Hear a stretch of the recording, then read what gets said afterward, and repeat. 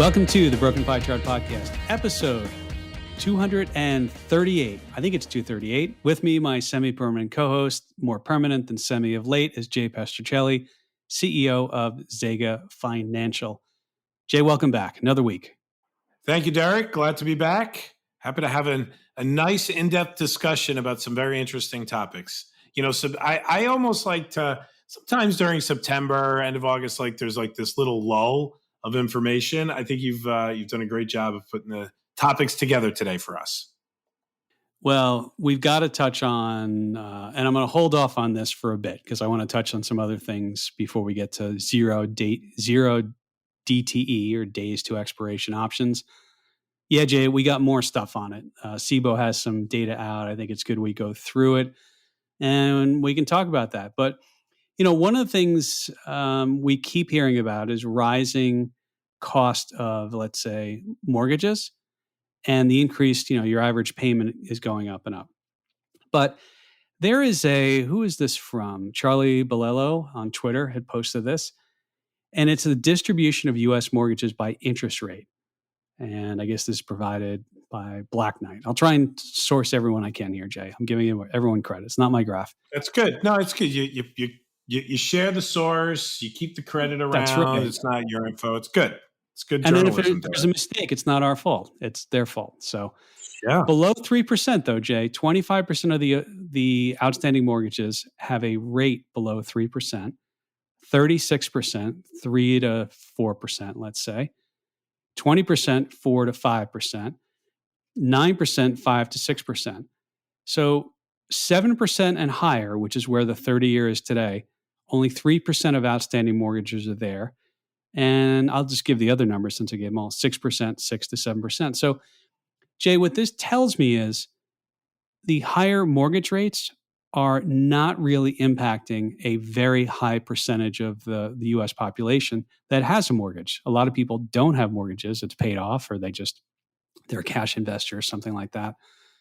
And it also would tell me that if you have a 3% mortgage, why would you move unless you had to? So I don't know, Jay. I mean, I think we've touched on this before. To me, this speaks to the lower inventory and there's lower supply. Sometimes prices are, squeezed a little bit higher. I don't know what's going to happen in the mortgage market, but I think this says that the consumer so far may be a little insulated from higher rates. What do you think, Jay? Well, look, I mean, eventually this will filter through, right? I mean, some people move, right? People have to sell houses for whatever life brings them. I think this will start to filter itself. I have a client that is just in the process of buying a property, and it's a pretty large property. He's getting a jumbo loan. So we talked through that, and he's coming in at in that 7+ range. And he was, his question was, well, is it better for me to take out my money and pay cash for this property, right? Or is it better for me to, lock in the 8%? I think he was around 8. Lock in the 8 and then maybe refinance in 3 years. And, my answer to him was look, you got to think about the money you're leaving in the market. That's going to make you X%. And then what you're potentially paying off is going to be, it's fairly steep. And so my guidance to him was yes, you probably get to refinance in, I said, don't count on it before 5 years, right? If you're going to see a lower rate, but that's not me making any prediction, but I just wanted to prepare him that if he thinks next year mortgages are going to be 5%, I think he's probably going to be mistaken about that, right? So don't count on that. So the general advice was I just, taught to him about you got to have a thesis about the market, and then you got to have an idea of timing on when you're going to refinance, and then to do that math.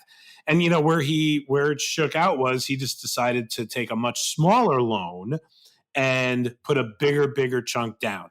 So he kind of cut the middle. It's one of those things, right? He did half, which is something that we talk about doing all the time when he's not sure about it. I'll do half. Just do half. Yeah. So you're half right, half wrong all the time. So you can never really blow it.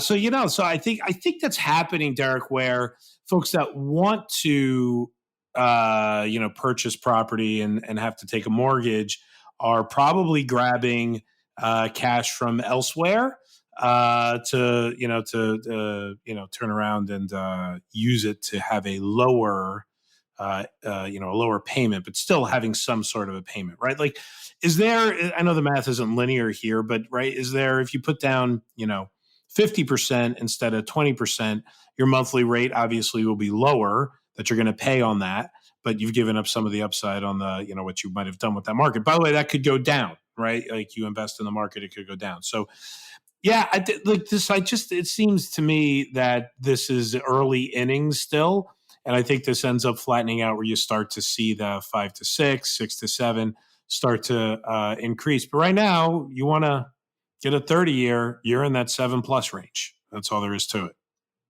By the way, Jay, I won't do it on this episode. Maybe I'll do it on one where you're traveling or you're out. But somebody sent me this bunch of YouTube videos, and I made the mistake of watching it. It's this velocity banking where they're telling people to take a variable, higher interest, simple interest loan to start chunking down your mortgage. And I put some numbers in a spreadsheet. Anyway, I'll save it for when I do the episode. But I think it's not great. It's not great. I mean, all right, let me debunk that another time. That would be a good episode. Yeah, debunk velocity banking another time. Gotcha. Wait, you still agree I should stop getting, 0.1% in my checking account at Chase, right? You agree that I'm still... You should have been on the phone after last episode. I don't know why you weren't. So you can always go back to them. I mean, but I don't want to spend too much time on this. We talked about this last week. I'll link to it in the show notes. But it's telling me if they can offer that little of amount, people are either don't want to move because all their bill pay and everything is hooked up, their direct deposit. Sure. Yeah. There's like these switching costs, and it's not necessarily monetary cost. Their opportunity cost is what they're losing. But yeah, I mean, you got to rearrange stuff, and maybe they think. But anyway, you're getting nothing. You're getting nothing over there. So, and Jay, nothing. let's talk about inflation. Inflation ticked up a little bit, and I think both core CPI and PPI, producer price index, ticked up. We were on this a little bit early, and we said, crude oil is getting close to 90, and we know that oil and hence gasoline and gas prices are one of the inputs for CPI. Of course, core excludes food and energy. Jay, this is from Bank of America. They put out a chart that said oil price was at a 10-month high. I don't know when this was created, but a 10-month high, while the U.S. crude inventories at a 40-year low, and that's days of supply, including the SPR, Strategic Petroleum Reserve. So 40 years, Jay, this goes back all the way back to 82. This is lower than it was back in, I'd say, 81, 82. So, I mean, supply and demand, right? Or, low inventory and people demand it. You think prices go higher. This seems to be economics 101. Yep, and this is not a trend that's flattening, right? This is a pretty steep down move when you look at the inventory. So I don't again, you never know the way that is going to get. They're going to go back and refill it, but they're clearly adding supply. They're reducing their supply, which you assume is because they're adding supply to the market. Yet oil prices are still going up. So this is one of those things that when that really needs to get backfilled, the Strategic Petroleum Reserve.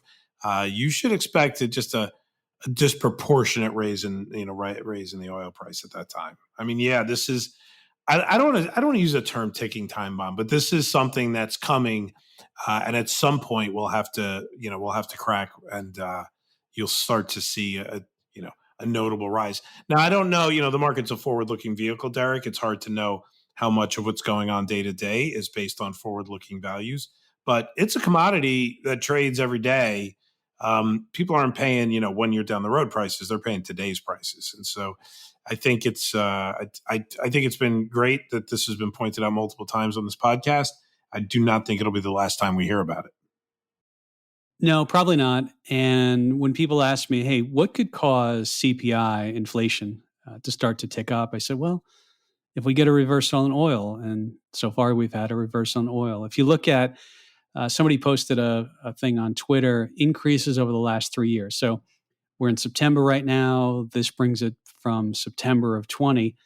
And if you look at the CPI fuel oil, it's up 68%, CPI gasoline up 73%.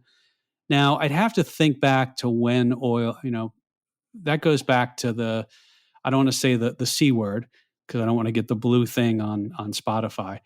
But, during that period when people weren't sort of out and about as much, everyone knows what we're talking about. Can you say the P word?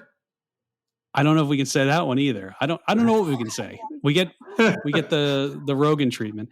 That period of 2020 when some folks got sick, that period? Oh, yeah, that one. Okay. So this is, I don't want to, these aren't cherry picked. I'm not saying that, but it's, it's all math. But actual home prices up 40%. So think about this. This in 3 years. CPI used cars up 32%, actual rents up 23%, electricity up 24%. Anyway, I think, inflation is one of those things where even if the rate of increase slows down, everything is already embedded. And inflation never really goes down. So you could change the rate of increase. Like let's say we just went up 2% every year for the next 5 years. It's still off a higher base. And that's a pretty big increase in 3 years, Jay. Yeah, these numbers are kind of staggering, right? Like the actual home price is up 40% over 3 years. It's a pretty big pop. Now, listen, everybody that owns a home is happy that their value of their home has gone up, but again, wait till they have to go buy another one, right? So it's all relative here. The thing about this with healthcare, Medicare cost only being up 4%, kind of surprising to me, right? Like, how has the events of the last 3 years not pressed medical care even higher? Right? Just digest that one, Derek. Like if you went through what you went through during that time period, which was a medical emergency, only up 4%. Yeah. Seems strange to me, right? But anyway, yeah, cars up 20, interesting. Rents up 23. Yep, I gotcha. Things are up and they don't go. Deflation is not something that is really good either, right? There's all sorts of problems that come along with that. So if everyone's like, oh, I'm just waiting for it to go back, getting back can be pretty damaging. I don't know if you want to get into that depth. Maybe we don't have to, but deflationary periods typically are much, much worse in my opinion. Yeah. The 5 second, the quick example is, 1929, we never really have extended periods of deflation unless something like the Great Depression, when prices just kept going down and down. I mean, it's very rare to have a year over year. But yeah, certainly the medical one is interesting too. I hadn't thought of that, but I'm thinking about it now, and maybe, I don't know. Do you know though that I was thinking about this the other day? Somebody asked me a question whether the inflation now, I think the comment was, thankfully, inflation wasn't as bad as it was in the 70s. And my comment was, we measured it different in the 70s. If we measured it the same way today as we did in the 70s, I'll bet you it would be as high or higher. Larry Summers has a paper kind of talking about this. I haven't read it yet. I'll have to get to it. But, in the 70s, they looked at things like, I think they might have looked at mortgage rates, actual home prices. Right now it's that owner's equivalent rent and stuff. I don't want to get too detailed in this, but the inflation was pretty bad. I mean, that's the point, Jay. That's the takeaway. And it was probably as bad as the 70s. Yep. When you look at these numbers, you're talking about the 3-year change, right? They're absolutely, in my opinion, they're just as bad, right? But yet, forget it. I was going to go into cause and forget it. Let's not go into that. We've hit on that multiple times. Yep. Just a 2-second thing. I like to look at Japan here and again. 10-year government bond yields in Japan, they are highest level since 2014, 0.72%. What they're doing is they're trying to do yield curve control.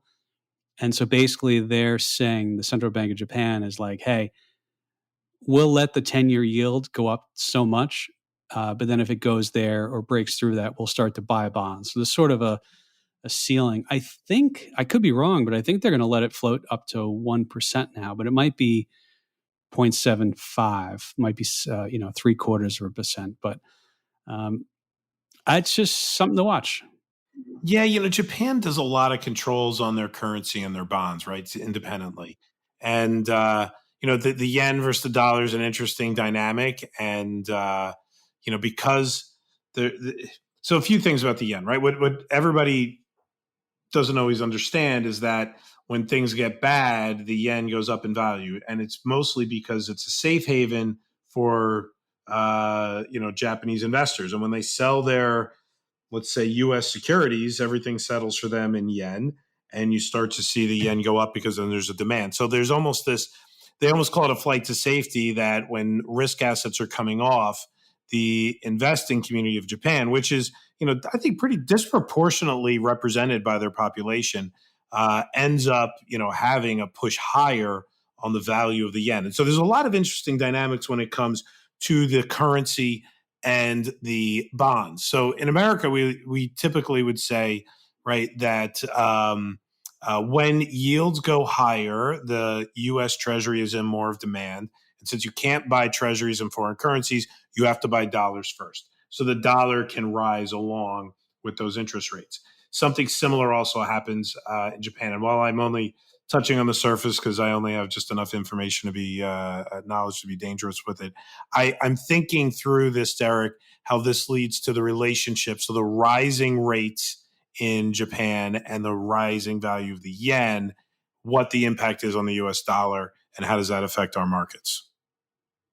Well, I think it really is part of another discussion, and it's the dollar, uh, the index. I mean, there's the dollar index, which is very Eurocentric, and it does have the yen in there. But then there's actually a nominal broad US dollar index that is trade weighted. And so that one is going to be roughly, I don't know, I'd have to pull up the numbers, but something like 13% is the Mexican peso. Here, I'll pull up the numbers as we're talking. That was my attempt at a segue, Derek. I knew we were going to talk about currency, so I tried to take the Japanese yen to the currency conversation. They are all linked, obviously. Yeah, no, it is. Japan, by the way, in the nominal broad, uh, which it used to be the trade weighted, I think, I don't know, the New York Fed discontinued it. It's about 5.5% as the Japanese yen. So if you look at that, it was falling. I mean, we know it crested and it was falling. It's actually the US dollar started to pick up again. Right. And there's some implications for not only for trade, but also for US equities. When you sell something, so here's the example we'll use, Jay. The iPhone 15 is coming out. I know you're an iPhone hater, you're an Android person. I mean, hater's a strong word. I mean, that's a strong feeling. It's just not my preference. I don't like it's a little more clunky, the operating system. It's a better camera. It's probably, I know it's a better camera, the Google Pixel, but Yeah. I'm Yeah, I just, love my camera. anyway. So it's coming out. There's a 15 Pro Max, and somebody took some data from Apple, and they created this chart on Twitter. I don't know who this is. EEAGLI. Not familiar with this group. But what they did was they said, okay, it's $1,199 US if you want to buy the 15 Pro Max, the top of the line Pro model, and I think it's like 128 or 250 gigabits of memory. And then what they did was they said, we mentioned Japan. So if you want to buy the iPhone in Japan, when you do the currency conversion, it doesn't cost $1,199. It costs $1,291. I'm not going to read all these off, but there's an interesting one. Brazil, converted from local currency, goes from $1,199 up to $2,200. Do the conversion. I'm not sure if they have tariffs in here. Turkey, $2,849. So Jay, like you almost, if you lived in Turkey, you could, if you could find a flight that's cheap enough, you could fly here, buy your iPhone, and then fly back, and you'd still be better off than just buying it there. But I bring this up because when the dollar gets stronger, our goods get pricier around the world when you do the conversion, right? Yes, that's right. And so like, yeah, I mean, the thing is, right, this is more of a Derek the professor question, right? The price point it doesn't fluctuate based on the value of the dollar in those countries. Just like here, right? If it's going to be $11.99 in the US, I don't know how many euros it's going to be in France to buy the iPhone, right? Like they have a number there too, right? And let's just say their number was, let's say it's Well, it's 1,000 on euros. here. France is 1583. So this is taking the actual price it's listed for and then converting it into dollars. Is that what this report is showing, or is it if the value of $1,100 in France? No, it's the price in US dollars, and then if you were to price it in US dollars and then do the conversion in France. Got it. So you take the France price and you convert it, and there you go. Well, then in that case, this is absolutely like because I thought it was the other way around, like their price and then converted. So yeah, look, I mean, this. So would you say this is better for Apple earnings, right? When they could sell iPhones? No, because when you look at it, so any company that has overseas sales, a weaker dollar increases the value. Because remember, when you sell something in euros, it gets converted back to US dollars. So imagine you had something, imagine it was 1-to-1, euro and US dollar. Great. You sell something for €100, it goes on your books as a revenue of $100, and then let's say your margin's 50%, so then $50 profit. But now, if it's 2-to-1, the dollar is stronger. Now it takes €2 to get $1. You're still selling it for that €100 price, but now when you convert it back, you're only getting $50 of revenue, and you're only getting $25 of net profit. So your revenue and your profits go down. And we saw this, Jay, in especially last year when the dollar was higher. I think Microsoft said, it was like a 9% hit to revenue and earnings one of the quarters. So it matters. It matters to multinational companies. They would rather the dollar be down. Right. That's you. That's exactly right. You'd rather the dollar be down because the international conversion benefits you. Yeah. So so that's what I was asking. So when you look at this chart and all of a sudden you got a strong dollar, it doesn't, and that costs more for these iPhones in other countries. It doesn't actually necessarily benefit Apple. Right? Apple would prefer a weaker dollar overall for the international sales. In international, in the US, it doesn't matter. Yeah, gotcha. I do think it's funny if you get $1,000 flight from Turkey to the United States, buy your iPhone, probably in the airport, and then get right back on the plane and go home. Free, That's right? fun. You do it Save duty money. free. Don't pay tax, Yeah, right? So yeah. I don't know if they have them in duty free shops. Somebody can email us and let us know. Well, I know you can Derek.moore. buy iPhones in the airport. Plenty of people All right, lose well, their phone. maybe. Somebody email me. Let me know if you can buy an iPhone in a duty free shop. Derek.moore@ZEGAFinancial.com. All right. So let's go to this. And then I want to get to the zero DTE options stuff. Some really interesting data from the CBOE, Chicago Board of Options Exchange. But last thing I'll mention is I went back and I looked. We talked about it a number of times, this whole 94, 95. But I pulled up a graph, and of course the listeners can't see this. But if you look at, end of 94, 95, the 3-month US Treasury, which is a good proxy for the risk-free rate, very, correlated to the Fed funds rate to a high degree, it was above 5%. And if we chart something like, the total market, like a Wilshire 5000, why the Wilshire 5000? I don't know. It was just easy to pull in this Fed chart I pulled. And you can see that, stocks can go up when yields are higher. And the weird thing about this, like you look at how yields fell in the late 80s into the 90 recession, yields fell after the March 2020 tech, collapse. Everyone's rooting for yields to go down. But if yields go down, doesn't that imply that there's trouble? And also, if stocks can go up and even if rates are above 5%, like I don't know if we should fear these high rates that much. You actually, because if rates go down, it tells you there's a trouble in the equity markets.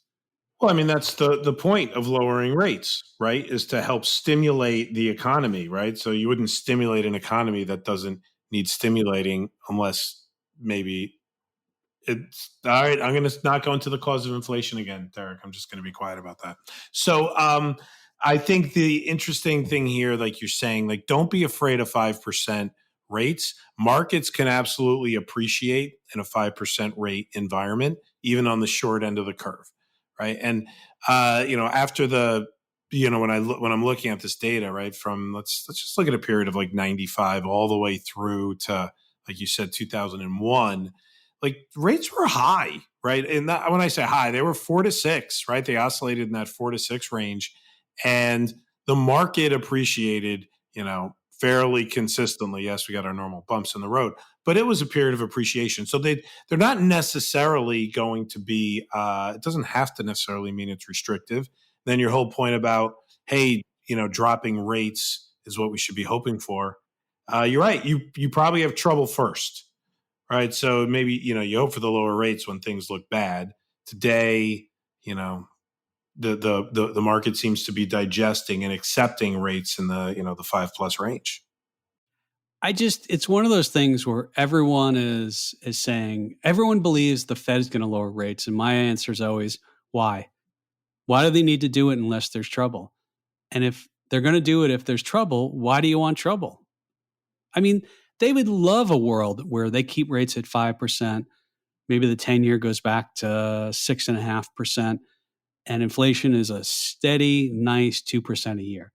Like the Fed would put up a sign, put up balloons and have a party if that happened, right?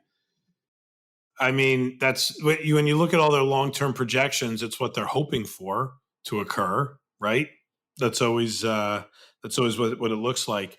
I would tell you that when I'm looking at the futures right now, like the Fed funds futures, right? And the chance of a rate cut, it's like May 2024, there's a chance there, but looks like rates are going to be pretty solid for a while in this range. So the most likely thing is that they don't change. The chance of the November cut looks to be lower. Remember, at one point we saw that kind of just Right. peak above to be the most likely.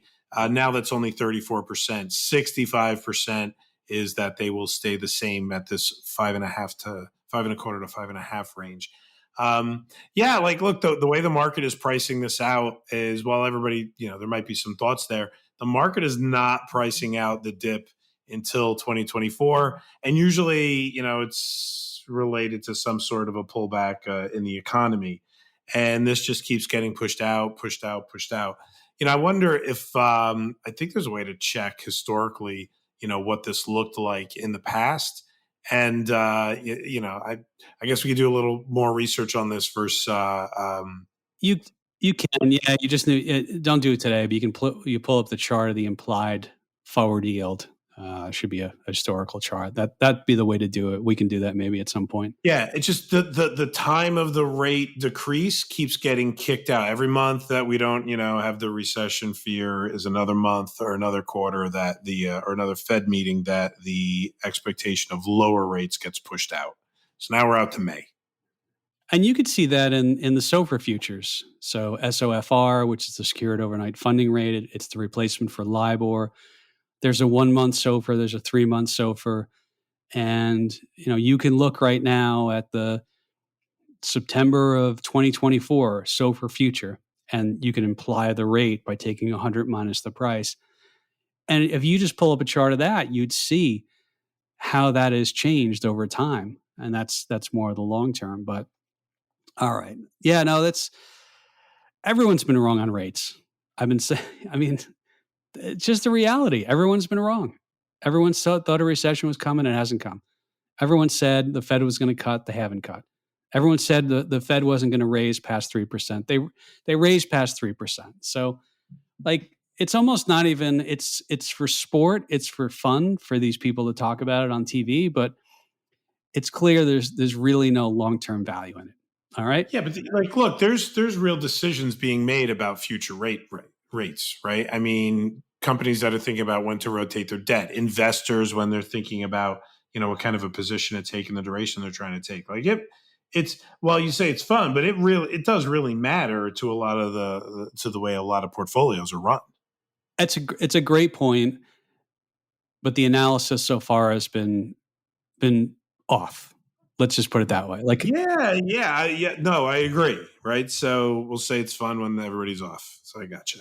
Let's say somebody was like, oh yeah, Fed funds is 3.5 now. We'll wait to sort of issue debt because we know it's going to come back down, and now it's higher. I mean, it's just, or hey, I don't want to go and buy a house right now because I'm going to wait till mortgage rates drop. Well, they've made new highs, so it's tough. It's tough. I mean, this is all you're trying to make the best choices you can, do an analysis, and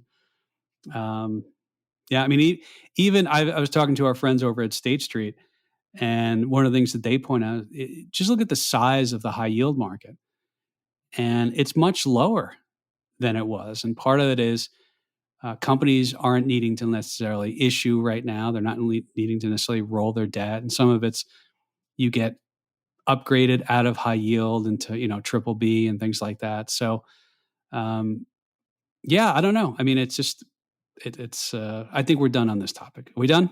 I don't know. We're done. We're good. Nobody's getting rates right. Move on. Yeah. Let's go to zero DTE options. We've talked about these before. You know them, you love them. Zero DTE is the acronym for days to expiration. The CBOE put out some interesting data here, and I'll kind of go through some of this. There's different pieces here. And let me start here, and then I want to detail. They actually, Jay, went through one day, and they broke down sort of what the net is between people and buying and selling these. And I think their point was, the impact to this wasn't necessarily directionally that great. If you look at back in 2016, 0 days to expiration, the volume of the market was about 5%. Go to 2023, it's up to 43%. I'm not going to read off every one of these, but it's been rising. Of course, Jay, you and I have pointed out that most options, I mean, weeklies are a new phenomenon. Dailies are new. So of course we're going to have more options that are doing that. But I want to let me go through this, and I think we should get into this a little bit if I can page down. So what they did was they looked at and this was addressing concerns associated with SPX 0 DTE options, so S&P 500 index options. And they looked at June 15th. That day, the high of the market was 43.65. I'm sorry, the high was 44.39. The low was 43.63. So that's a pretty good spread there. That's like 80 points, something like that. I'm doing my math in my head. It's a pretty volatile day. Yep, it's pretty wide. Yeah, it's a pretty volatile day. The most active strike was the 44.20 call and the 4400 put. All right, so without going through all these numbers, the payoff here is if you look at contracts sold at the strike, contracts bought at the strike, the net bought as a percentage of volume at these strikes was about 2.2% on the calls and 4.8% on the puts, meaning the net. And what that tells you is that, yes, there were more buyers than sellers, to use my favorite term, Jay, but on net, it was sort of even. And, those were the all strikes. If you look at all strikes on June 15th of this year, and that's 1.4% net bought as a percent of total volume, put 0.2% as a percent of total volume. 0.8% was net bought as a percent of total volume. So what this tells us is that when you're looking on net, people are trading these contracts. There were people on both sides. So let me kind of stop there, Jay, and let you come in on this. Okay, so let's the net, right? Remember, these are 0 days till expiration, right? So at the end of the day, right, these will expire at 4 p.m. At the end of the day, these options are going to settle for cash. And so I think that the idea here is that these are being used as trading vehicles because, you're going to settle it cash anyway, right? And so when you get your profit or, you've got, hey, this option's not going to make me any money, it's one of those things that you end up, closing out. And so, when I think about the difference, it's a lot of, it's probably a lot of churn, right? It's the fact that we don't know if the bought and sold are new opening positions. I don't think we know that, right? Because you could sell an option as your opening position, right? Or you can buy an option as your closing position, right? But this just gives you net bought and sold. The nice thing about those numbers, right? When it's only like, hey, volume is only 1.4 skewed as a net buy, right? Or a 0.2% skew, it tells us that there's equal volume on both sides of this. Like, we have a legitimate market, right? There's hundreds of thousands, actually 1.3 million contracts traded on that day in the SPX, which is a fairly high notional option. Right, one SPX is on that day was equal to, I don't know, $443,000, right? And there was 1.3 million of those traded. So it tells you that there's probably a lot of churn that's going on those notionally. And to me, I think it's actually a fairly balanced market. Like, the fear that zero DTEs are going to cause a market imbalance just doesn't seem to be the case when you look at the buys and the sells. And of course, some of it's opening, some of it's closing. I wish we had that broken down a little bit. But I do. I do. You do. That's for later. That's for later. I know. Hang on. All Look right. for it. Well, we're gonna get to it. So anyway, to me, it tells me it's a fairly level market, and zero DTEs aren't moving anything, aren't causing kind of a skew one way or another, where the options could then impact the underlying equities. I don't know if we should talk about cash settled on SPX. Maybe that's for a different time. The characteristics of No. I want to. I'm glad you brought it up, because I was actually that was gonna be my little interjection and say we should talk about that. So there are European style, American style. I'm gonna let you do this. Let me set it up. European style is cash settled. American style is where they can be exercised or you can be assigned at any point up through expiration. But basically, settlement J is really different. So let's just think about a zero DTE option and maybe break down. European or cash settled versus Yeah, so you already kind of gave the cash settled piece in the European style. European means, right, you can only be assigned at expiration. American, you could be assigned early. Anybody that's a call seller or a put seller knows that when most of their time has decayed out, they end up getting assigned on those options, right? So that is not the case with the European style or a cash settled. So when a regular standard, if you're an SPY trader, and your option expires where it is in the money, you're going to get delivered stock or be forced to delivered stock. There's a stock transaction associated with that. With a cash settled, it's just the difference between the market close and the strike price. So on this day that we're talking about, the market closed at 44.26. So if on that day you were long, say, a call at 4,400 and the market closed at 44.26, you would be cash settled out at the gain of $2,600. So that is the difference between the strikes, 4,400 and 44.26, times. So that difference is 26 times 100. So that's $2,600 per contract. You would just have cash settled in your account. Here you go. Here's cash, right? And if it goes the other way, you owe cash. It's a debit out of your account, right? So if the market closed, let's say you had a short call at 44.26, now you're in the negative on the $26. You owe $26, right? So that's the way that cash settlement works. There's no delivery of stock, and it doesn't happen until 4 p.m. On the day of expiration. All right, Jay. So let me just go through, let's say it's XYZ, a very popular symbol with us, fake symbol, much like ABC. So let's say you're long one of a 50 strike call of XYZ, and the stock is at $51 at expiration at the end of the day. Well, unlike your example, where it's cash settled, in the money $1 times 100, $100 would go into your account. But hold on, it's not cash settled. What happens is it is automatically exercised into 100 shares of XYZ. And while you might say, well, okay, well, I had one call anyway representing 100 shares. Now you have overnight risk. because you have these shares, let's say, and then you hold them, and then if you want to just sell them the next day to realize your profit. And so, Jay, that's sort of without getting too elaborate into this, that's one of the benefits of let's say cash settled. You're either owe money or you take money at the end of the day, right? Yeah, and you know what your status is. You don't have this. Ooh, did I get assigned? And I'm short stock or I'm long stock, and I got this weekend risk. Right. That is the beauty about cash settled. It's almost it's kind of an elegant solution when it comes to investing, because you had your position.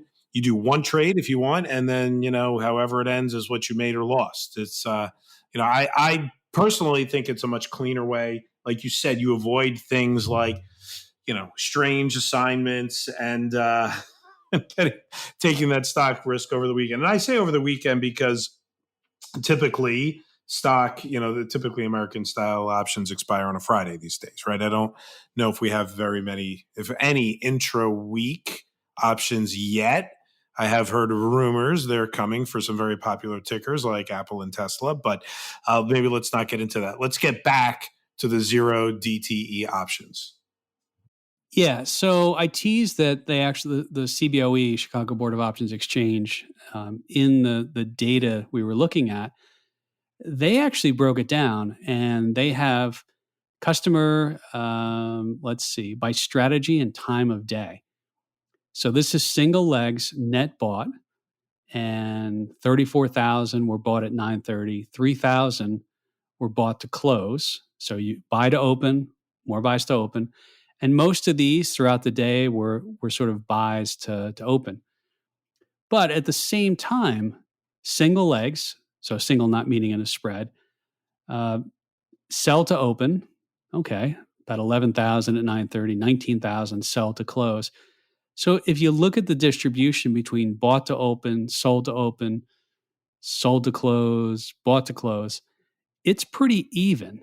And then you get into some spread data too, vertical spreads, net sold versus net bought. But this actually breaks it down by every half hour, Jay. I think you can see this chart as well on. Yeah, absolutely. And like, again, it shows there's a fairly, balanced market between buys and sells here, opens and closes. I do think that it is interesting to see that kind of when you look at the spreads, when that happens, the largest amount of spreads, vertical spreads, are opened at, kind of the 9:30 point, meaning the market generally, it looks like on these zero DTEs on this day that was tested, that this it's a large chunk of these 40,000 vertical spreads were sold to open at the open, right? So they're kind of harvesting the time decay that's left in the one day, but they're doing it in a way that they're limiting their risk. So they're using a vertical spread to do it, right? That's where you sell an option and then buy another one. That defines your risk. So it doesn't mean you can't, lose everything you invested, and you still want to manage your notional. But it just means that it's not like an open-ended, naked option that's getting added into, which we like spreads, right? A lot of our strategies utilize spreads. I think it's smart.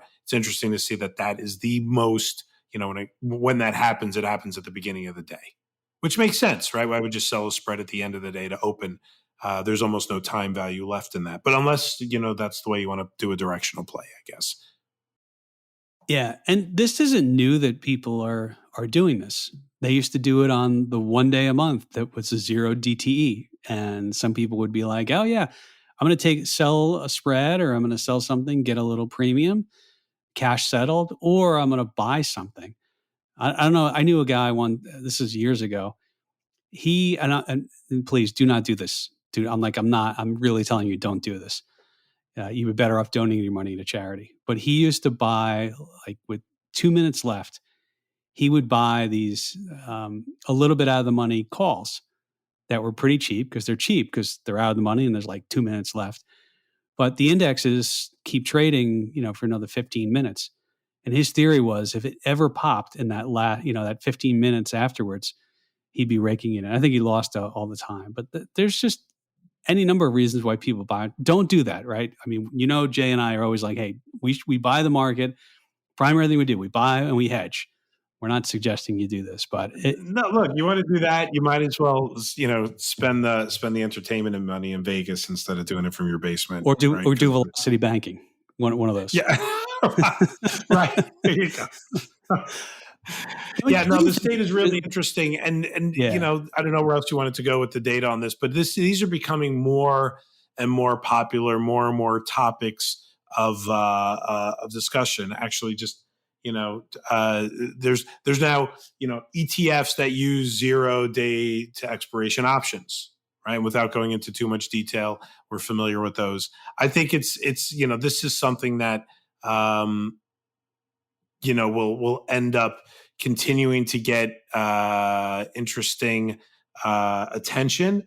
But if you're investing for the long term, these really don't have a big place in your portfolio unless there's someone who's running a very regimented strategy with them. Like, you should be trading. I mean, I shouldn't say shouldn't, but it's hard, right, to end up being profitable over the long term when you're trading 1 day options every day, right? I mean, now it's your day trading, and that's okay. That's should be fine for part of your portfolio. Generally speaking, Derek and I are more. It's fine with your play money. You should have the majority of your money in stuff that's going to grow over time. Take advantage of market trends, like markets tend to go higher over time, things like that, right? So, but I think we find it fascinating that there's so much media attention around this, right? Like we always knew triple witching and quadruple witching days were going to have the most attention when it comes to the options market. It's why it's always such a busy day in the pits. So, now you get the chance to have that more regularly. That's all. I wonder if over time, instead of using futures, now I'm thinking about the market makers or really big institutions, would they switch from futures to 0 DTE options? Because in theory, the premium is much lower. I don't. It's just an interesting thought because it's more of a direct hedge and how their books work. I don't know. I'm just thinking out loud as we're talking. Oh yeah, Maybe.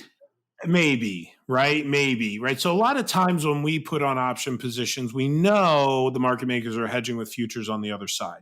So by that logic, I think you could assume that these are a vehicle to be used for market makers that are looking for very directional protection. Sure, I could totally see that.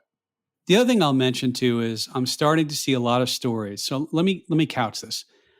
There was a story in the Wall Street Journal. I think Jason Zweig did it. Who's a great writer, fantastic writer, and he puts out really good content. Um, and it was they picked a few people as examples, and they talked about how they're trading 0 DTE options and they lost some money. And I just the reason why I bring it up is remember, you could do a lot of damage with a butter knife. But if you ask somebody, is the butter knife dangerous? You'd say, well, no, you butter your toast with it, but you can do things nefariously with it. And I bring this up because it doesn't matter the time frame. There's a story about people lost money, and it reminds me, when brokerage firms said in order to day trade you have to have X amount of equity in the account. There was a story about how people went and they were trading DAX futures because you didn't have to have that much equity. And then there was the stories about people lost money. The people trading, day trading during 2020 and buying meme stocks and lost money. Like there's always ways to use something, I would say, with too much risk. So, right now I think we'll see stories about this, but these are gaining in popularity. And I think used correctly, they may have an interesting part of some people's portfolios. I don't know if everybody's, but it is an interesting instrument, Jay. Yeah, and it's something that you're going to have the time to do, right? I mean, if you're going to do something regularly and have a strategy behind it, great.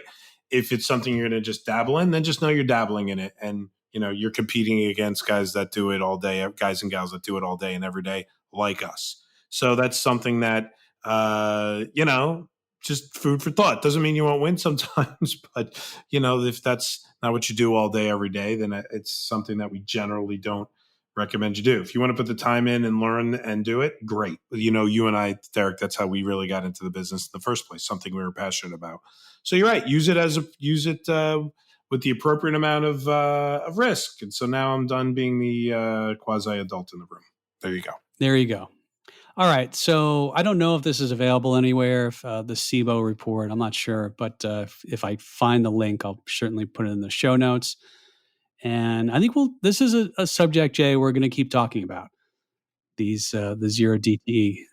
People keep talking about it, so will we, right? If it keeps coming up and we get questions from folks about it and how it really impacts them, absolutely. Happy to keep talking about it. In a future episode, we'll have to compare the zero DTE VIX to the other VIXs. I think that's ripe for conversation too, not for today. Oh, yeah. I do want to get Mixes that's a lot right of up good our alley. All right, Jay, let's go to some recommendations for the week. We actually had a listener email in after we were talking about The Big Short. Darren, and Darren's, I haven't seen it yet, but I watched the preview. 99 Homes. I guess it shows sort of the homeowner experience back in 2008, 2009. So that's a listener recommendation. We have listeners now giving recommendations, so that's awesome. So thanks, Darren. I think we should take them on. There's only so many new shows I could digest every week. I know. What do you got this week though, Jay? Anything new? I did hear that your favorite movie will be streaming this week. I think Saturday Barbie is now available for streaming. It's not my favorite. No. Oh, I keep getting that wrong. My apologies. I wonder who I'm thinking about. Sorry. It's not on my list. I'm not going to watch it. Listen, I'm going to watch it. I've heard from people that I should watch it. I couldn't bring myself to go to the theater, but I will certainly watch it from the comfort of my couch. No, listen, I don't really have anything new except looking forward to a handful of movies coming out as we talked about. But Billions continues to be strong for me to watch, right? Something that I'm always watching. And I have yet to start your Breaking Bad, so I don't have a lot of new stuff for you. By the way, in Billions this week, the name of the title of the episode was the Gulag Archipelago. And it's a really long book, but I've read that book. And the writer. What is the book about? So is that your recommendation? No, I have other recommendations. But as you said, Billions, it was called the Gulag Archipelago. No, it's somebody who's arrested falsely in Russia, and then eventually is in prison in the gulags in Siberia, I believe. But the descriptive writing, I mean, it's a haul. It's 3 volumes. If you buy it on Amazon, I'll put a link in the show notes. But it's I think it's like 1,500 pages if you buy the unabridged version. But I've read it. Got it. I read it. So I was like, when you guys said it, I have. So I haven't seen it yet, but my wife gave me one, the Johnny Manziel documentary on Netflix. So you remember Johnny Football, Johnny Manziel. She was telling me about it. So this is her recommendation. So actually, Jay, we have no recommendations. We're relying on other people now. But she said it's worth it. And it's really interesting to see sort of the rise and fall. It's a shame, too, because the guy did have some talent. But that's her recommendation. And I think she was telling me, there was one where he was going to fail a drug test, and his agent was like, you got to fake an injury or something on day 2 of the combine, because that's the day that they test apparently. His agent's like, I don't know what it is, but you got to figure it out. Like, you got a heart scare, health problem, whatever. You need to not be there on day 2. So I haven't seen that yet, but she was telling me about it. It seems interesting. So I'll throw that out there. And talking about quarterbacks and injuries, right? Last week on I think probably the most anticipated quarterback debut, maybe not debut, but maybe new team was Aaron Rodgers, and that was, if you blinked, you missed his 4 snaps that he took, I guess, right? So we will see. And is he out for the season now, Derek? Yeah, no, he's done. I was thinking about. I'm not sure if you talked to our mutual friend, our former colleague, who's a big Jet fan. I texted a big Jet fan of mine. I said, what's worse, Aaron Rodgers last night or Vinny Testaverde getting hurt in the first game when the Jets were supposed to win the Super Bowl? Because they were loaded that year. I think that was 99. Could have been 99. Yeah, there are a lot of comparisons made to that same situation, I heard. Yeah. Unfortunate. Never want to see a player get injured and get knocked out. But I think, a lot of there's I don't, I was in New York not so long ago. I don't think I've seen so many green jerseys in Manhattan. It's been a long time, and I'm not sure if they'll be there next time that I go in October. No, Jets are, I feel like Joe Namath made a deal with the devil for that one Super Bowl. And ever since then, the Jets have been cursed. That's sort of the take. But Okay. yeah, no, you're right. It's a Giants town. Hey, by the way, lastly, on Johnny Manziel, I remember it was a gentleman's bet. It was really a handshake bet, so there was no money involved. But I remember when Manziel was drafted, I said, when it's all said and done, I'll bet you Tebow winds up with more wins, more, better, more yards passing, more touchdowns passing, more playoff games won, all that stuff. And he said, "You're crazy." Just for the record, Johnny Manziel's career as a starter, 2-6. Tebow 8-6. Tebow was 1-1 in the playoffs, and Tebow had more yards passing, more touchdown. But man, Johnny football was electric at Texas A&M. I mean, when they beat Auburn that night, the guy had talent. I think I see he lives in Scottsdale now, so maybe I'll see him around. I'll talk to him about all this. Yes, maybe not. Like I was going to see if he needs a financial advisor, but then I think I've heard some other crazy rumors about it. Maybe we'll watch the documentary first. There you go. All right, Jay. I think we've done what we needed to do this week. Thanks again for coming on. For everyone else, keep sending emails. We love emails. Derek.moore@ZEGAFinancial.com. And Jay, we will talk to you the next time we talk to you. Maybe next week, maybe in 2 weeks. Who knows? See you, Jay. Okay. Thanks, Derek.